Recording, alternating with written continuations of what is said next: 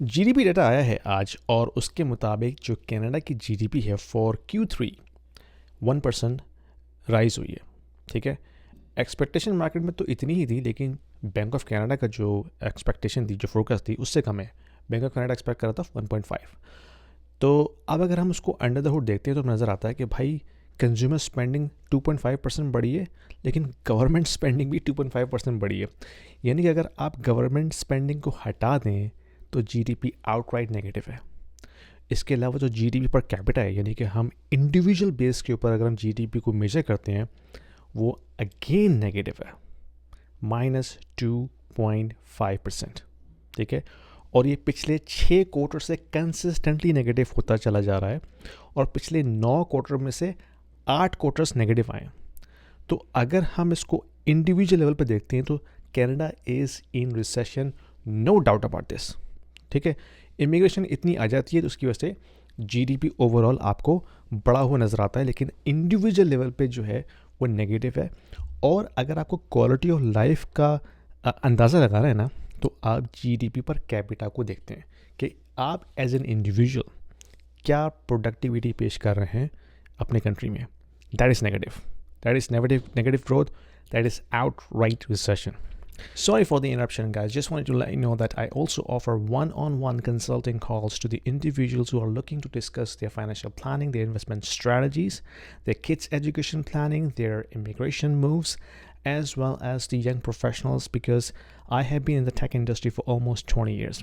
So I also offer one-on-one consulting calls to the young professionals who are looking to have their career development discussion with me, and also personal branding as well. So if you are looking to have some sort of an expert opinion, there is a calendar link in the description below.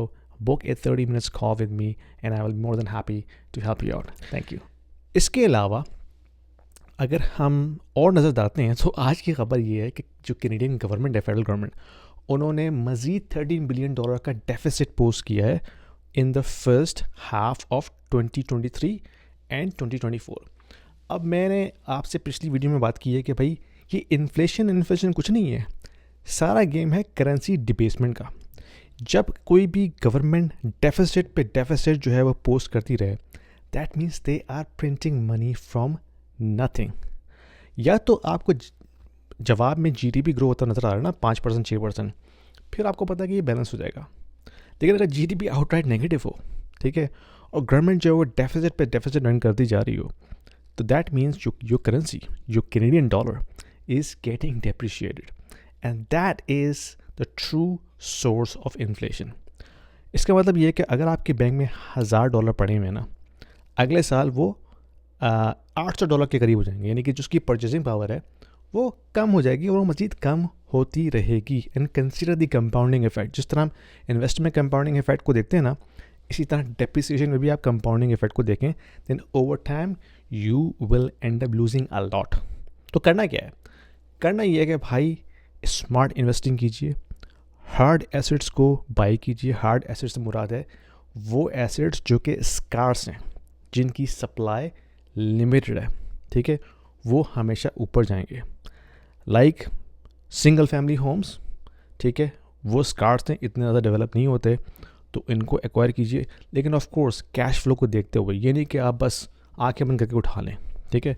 If you are an investor in the US, in Canada, or in Europe, and you are considering investing into Dubai real estate market, this video is for you, because we have a platform called Stake, which allows you to invest into the residential real estate market and start earning rental income right away without going through a lengthy documentation process or coming up with a heavy down payment.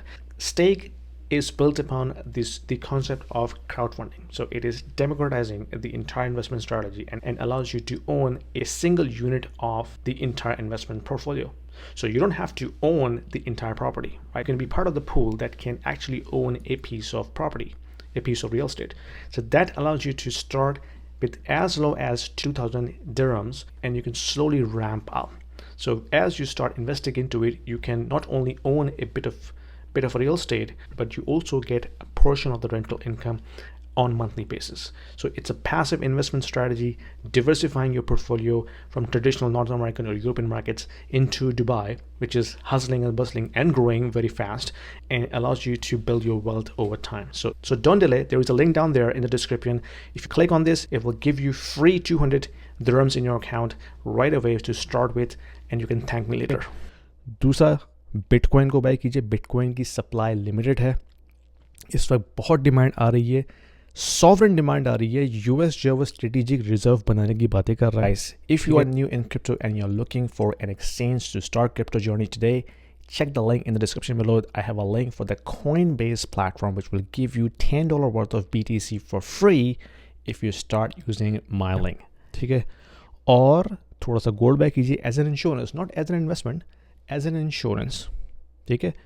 फिर जो technology stocks हैं, AI driven stocks हैं, उनमें investment कीजिए. Over time this will play out. Next 6 year जो है ना, वो इस वक्त टेक्नोलॉजी एवोल्यूशन के लिए बहुत ज़बरदस्त है. AI ने जो धमाका करना है ना, उसका जो सही इम्पैक्ट हमें नज़र आएगा, वो हमें नज़र आएगा 3 to 5 ईयर्स के अंदर. ठीक है. तो पसंद आई वीडियो तो शेयर कीजिए, लाइक कीजिए और सब्सक्राइब ज़रूर कीजिएगा. Thank you. If you are interested in reading about these topics like macroeconomics, financial markets, what's happening with the geopolitical situation, what's happening with interest rate, monetary policy, Federal Reserve, ECB, China, Japan, I cover these topics in a very simple and plain English in a very digestible format. If you like to read about this, there is a link in the description about my newsletter that I send out every week. Do yourself a favor, click subscribe and enjoy reading. Thank you.